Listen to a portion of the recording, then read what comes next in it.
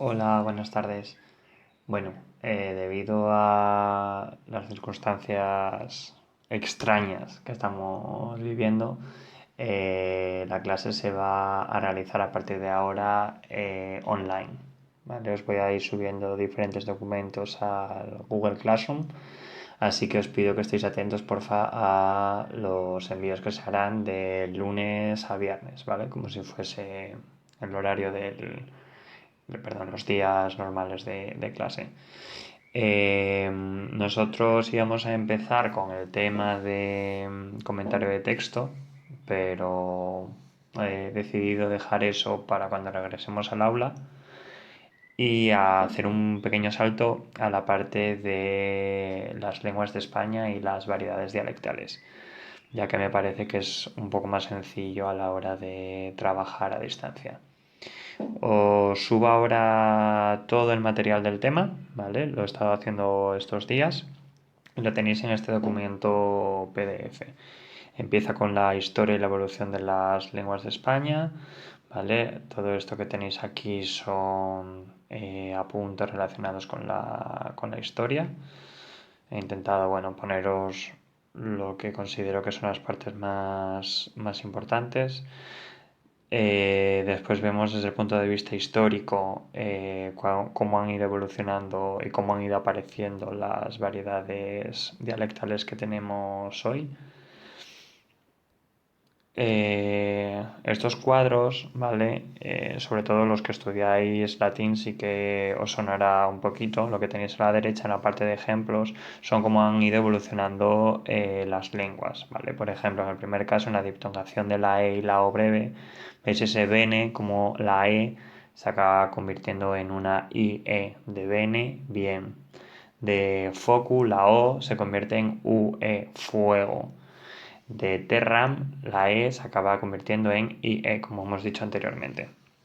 El segundo rasgo, el de la pérdida de la F inicial, simplemente es que la F cambia a H. Por ejemplo, de filium se convierte en hijo.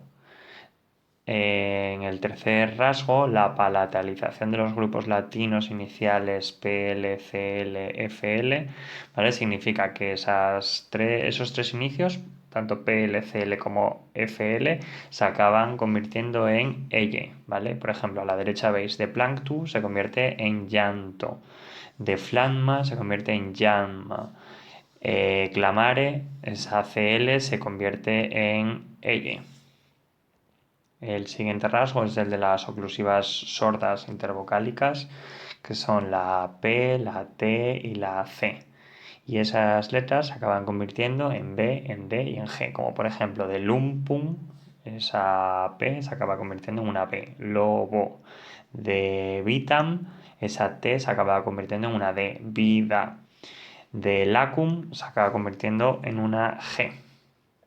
Y después la reducción de las vocales latinas a las 5 actuales, nada, simplemente significa que anteriormente en la lengua latina existían más vocales que estas que tenemos ahora. No os he puesto ningún ejemplo porque eso sí que no lo voy a preguntar en el examen.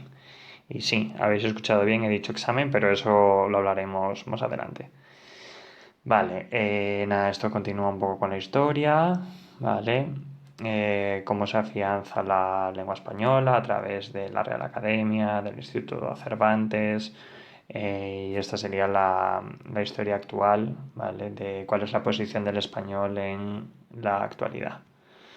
Este apartado ya no sería tanto desde el punto de vista histórico, sino intentando hablar de las diferentes variedades, cuáles son sus rasgos principales.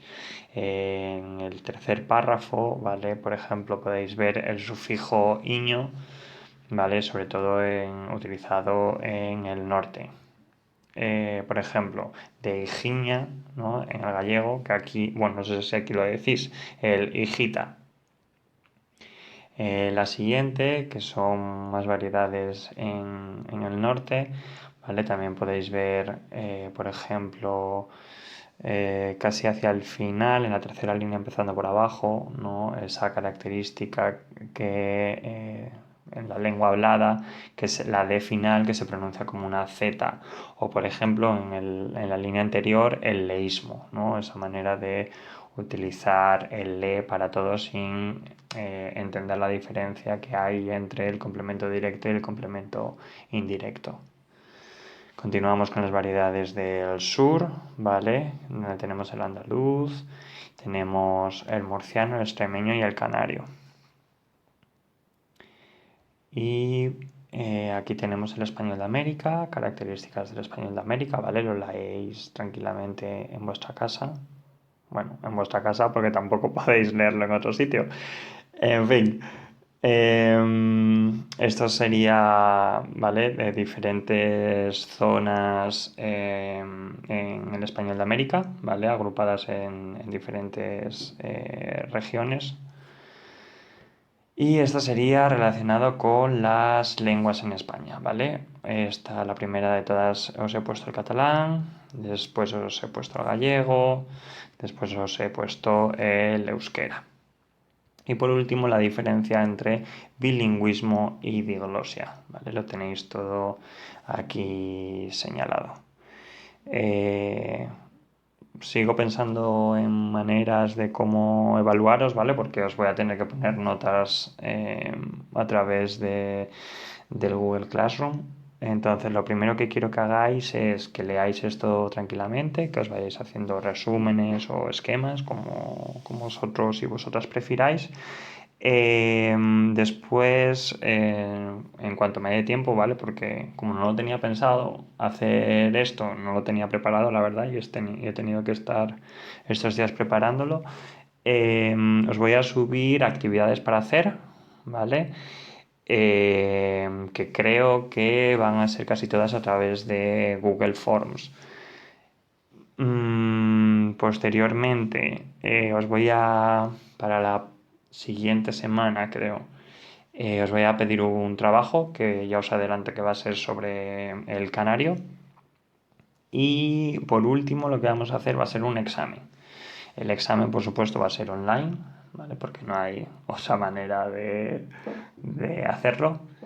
Y nada, os iré. Eso, sí que os pido que por favor que estéis atentos al Classroom, ¿vale? Para que os pueda dar más detalles en cuanto los tenga. La fecha del examen, por supuesto, la vamos a consultar entre todos. Pasaré, pues no sé, a través de Google Forms algún tipo de votación para que podáis votar qué día lo queréis. Y también estoy intentando a ver si se puede hacer algo de no sé, alguna manera para que me podáis enviar todas vuestras dudas y que se queden registradas en algún lugar para que no tenga que responder a la misma pregunta durante 5, 6 o 7 veces. ¿Vale? Entonces, de momento, simplemente tenéis este material, leedlo, y resumiéndolo y os sigo escribiendo por el Classroom.